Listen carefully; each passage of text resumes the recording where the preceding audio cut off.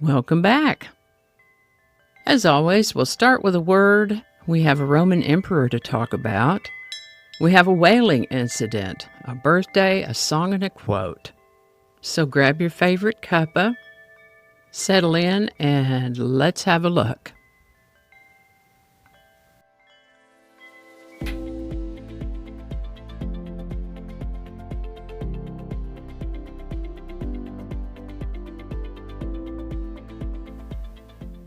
Hi there, and welcome to This Day in History for November 20th. November 20th is the 324th day of the year in the Gregorian calendar, 325th in leap years, with 41 days remaining to the end of the year. Today's word is emblematic. Emblematic is an adjective that means relating to, containing, or constituting an emblem, symbolic or representative. For instance, a crown is emblematic of royalty. Free discussion is emblematic of the democratic process. Other examples may include the Eiffel Tower is emblematic of French ingenuity and culture, or her calm determination was emblematic of true leadership, or jazz music is emblematic of America's rich artistic heritage. The word emblematic comes to us through Latin, originally from Greek. First known use of the word emblematic is in the mid-1600s. Emblematic. Diocletian was chosen as Roman emperor on November 20th in the year 284. His rule saw some successes and some failures. Overall, Diocletian's reforms fundamentally changed the structure of Roman imperial government and helped stabilize the empire economically and militarily, enabling the empire to remain essentially intact for another 150 years, despite being near the brink of collapse in Diocletian's youth. Weakened by illness, Diocletian left the imperial office in May of 305 and actually became the first Roman emperor to leave the office voluntarily. He lived out his retirement in his palace on the Dalmatian coast, tending to his vegetable garden. That sounds like a pretty good life. Diocletian then lived to the age of 66. New Jersey became the first U.S. state to ratify the Bill of Rights on November 20th, 1789. On November 20th, 1820, the American whaling vessel, the Essex, was attacked and sunk by an 80-ton sperm whale about 2,000 miles or 3,200 kilometers from the western coast of South America. This event served as a partial inspiration for Herman Melville's novel Moby Dick some 30 or so years later.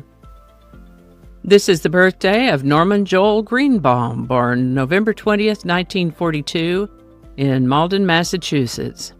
He became interested in music as a youngster and played with some bands when he was in high school.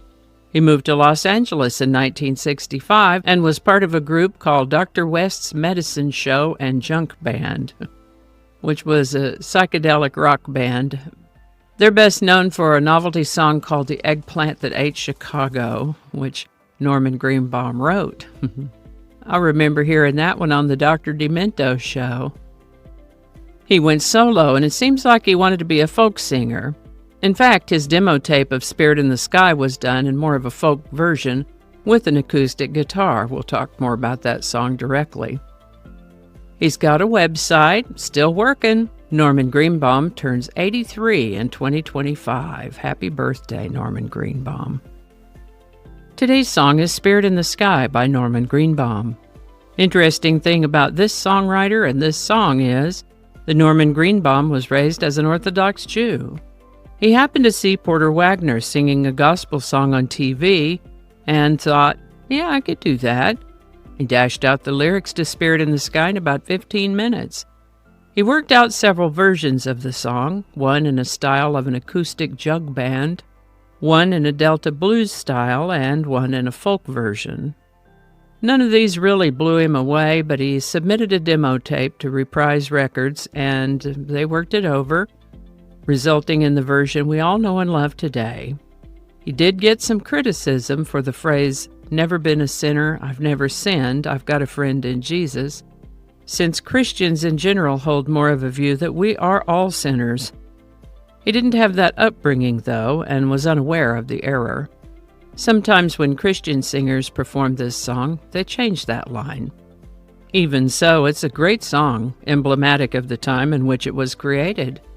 Spirit in the Sky has been covered by other artists and enjoys a good bit of play in popular media. You can hear Spirit in the Sky in such movies as Miami Blues, Wayne's World 2, Apollo 13, of course, Ocean's 11, Guardians of the Galaxy, just to name a few. It's also been used in several product commercials and is also apparently frequently requested at funeral memorial services. A little sad that Spirit in the Sky turned out to be a one-hit wonder for Norman Greenbaum, though. He left his music career for a while, worked as a sous chef and a restaurant kitchen manager. Hey, whatever you got to do to get by, right? If you're a huge fan, though, you ought to check out his website. I'll leave a link in the description for that, along with a link to Spirit in the Sky by Norman Greenbaum. Link in the description. How about that?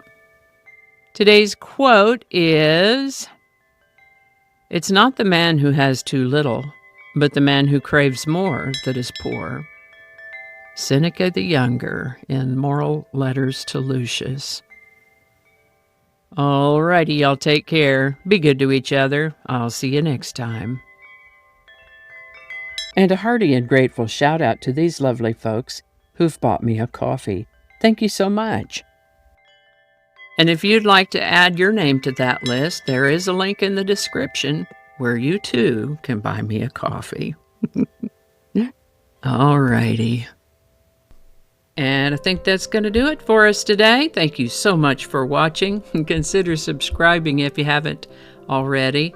Feel free to share this video with a link in your email, messaging, or social media. If you enjoy this series, you can check out the playlists in the description. You can find me on BitChute, Facebook, Odyssey, Rumble, YouTube, and X, as well as on a blog page called No Really. No Really. No Really. Consider following my Day in History page on Facebook if you're on Facebook. I also have a Patreon account now, or you can buy me a coffee. All those links are in the description. Alrighty, that's all I can think of right now. Thanks again, and I'll see you next time.